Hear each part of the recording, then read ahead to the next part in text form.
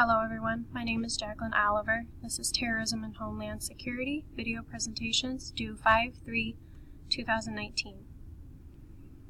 I chose the Al-Qaeda group. This group has a huge impact on our country after 9/11 had happened. Our country will never be the same because of this. I am interested in learning more about this group and giving my personal views about this.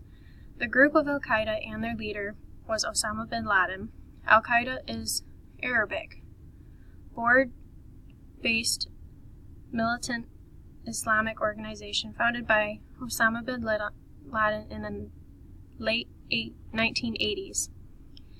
He began as a logistical network to support Muslims fighting against the Soviet Union during the Afghan War. The members were recruited through the Islamic world. Al-Qaeda merged with a number of other militant Islamic organizations, including Egypt's Islamic Jihad and the Islamic Group, and on several occasions its leader declared holy war against the U.S. The organization established camps for Muslim militants from throughout the world, training tens of thousands of paramilitary skills, and its agents engaged in numerous terrorist attacks, including the destruction of the U.S. embassies in Nairobi, Kenya, and Dar es Salaam, Tanzania, 1998, and a suicide bomb attack against the U.S. warship Cole in Aden, Yemen. In 2001, 19 militants associated with Al-Qaeda staged the September 11 attacks against the United States. Within weeks, the U.S. government responded by attacking Taliban and Al-Qaeda forces in Afghanistan.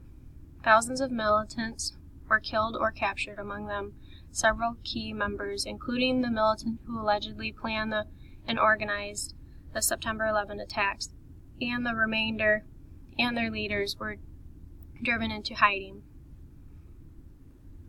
Bin Laden and Al-Qaeda violently did not like the U.S. for several reasons. First, the U.S. was regarded as an infidel because it was not governed in a manner consistent with the group's extremist interpretation of Islam. Second, the U.S. states were viewed as providing essential support from other infidel governments and institutions, particularly the government of Saudi Arabia and Egypt. The nation of Israel and the U.S. Nations Organization were regarded as enemies of the group. Third, all Al-Qaeda opposed the involvement of the U.S. Armed Forces in the Gulf War in 1991 and in Operation Restore Hope in Somalia in 1992 and 1993.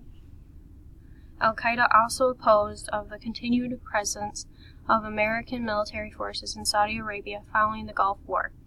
Fourth, Al-Qaeda did not like the U.S. government because of their arrest, the conviction, and the imprisonment of people belonging to Al-Qaeda or its affiliated terrorist groups of those who worked with him.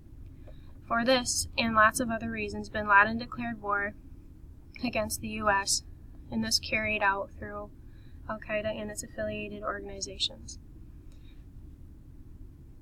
It began the 20 years war between Al-Qaeda and the U.S., which had 5 distinct eras to date. The first phase, from 1996 to 2001, was the phony war marked by intermittent hostilities.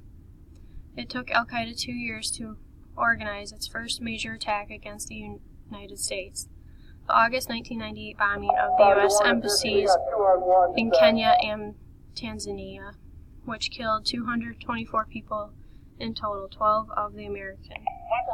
The U.S. responded with a guerrilla war against Al-Qaeda and its state sponsor, which combined a legal indictment of bin Laden with limited military action, including cruise missiles strikes in Afghanistan and Sudan in 1998 that killed at least 6 Al-Qaeda personnel. In 2000, Al-Qaeda suicide bombers hit the USS Cole at a port in Yemen, killing 17.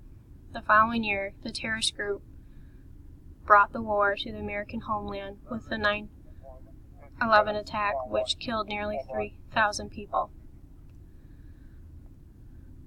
After the 9/11 attack, our country was hurt, but we were ready for anything after that, and we were not going to let Osama bin Laden get away with what he did. On May 1st, 2011, our American soldiers killed the al-Qaeda leader Osama bin Laden at his compound near Islamabad, Pakistan. Our intelligence officials believe bin Laden was responsible for many deadly acts of terrorism, including the 1998 bombing of the U.S. embassies in Kenya and Tanzania, and the September 2001 attack on the Pentagon and the World Trade Center. He has been on the FBI's most wanted list for more than a decade. Once he was killed, his body was evacuated from the Abbottabad compound by helicopter and flown to an American aircraft carrier in the Atlantic Ocean. The corpse was buried at sea. Thank you.